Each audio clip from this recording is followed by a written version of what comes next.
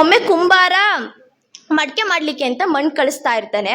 ಕುಂಬಾರ ಮಡಿಕೆ ಮಾಡ್ಲಿಕ್ಕೆ ಮಣ್ಣು ಕಳಿಸ್ತಾ ಇರ್ತಾನೆ. ಮಣ್ಣು ಕಳಿಸ್ತಾ ಮಣ್ಣನ್ನ ಕೇಳ್ತಾನೆ, ಮಣ್ಣೆ ಏನಾಗ್ಲಿಕ್ಕೆ ಬಯಸ್ತೀಯ, ಮಣ್ಣೆ ಏನಾಗ್ಲಿಕ್ಕೆ ಬಯಸ್ತೀಯ ಅಂತ.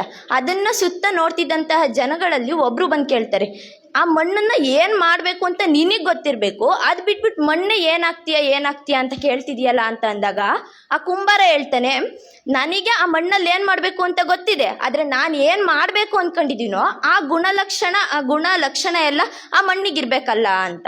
ಅಂದ್ರೆ ಆ ಮಣ್ಣಲ್ಲಿ ಏನ್ ಮಾಡ್ಬೇಕು ಅಂತ ನಂಗೆ ಗೊತ್ತು, ಆದ್ರೆ ನಾನು ಏನ್ ಮಾಡ್ಬೇಕು ಅನ್ಕೊಂಡಿದೀನೋ ಆ ಗುಣ ಲಕ್ಷಣ ಆ ಮಣ್ಣಲ್ಲಿ ಇರ್ಬೇಕಲ್ಲ ಅಂತ ಆ ಕುಂಬಾರ ಆ ಜನರಿಗೆ ಹೇಳ್ತಾನೆ.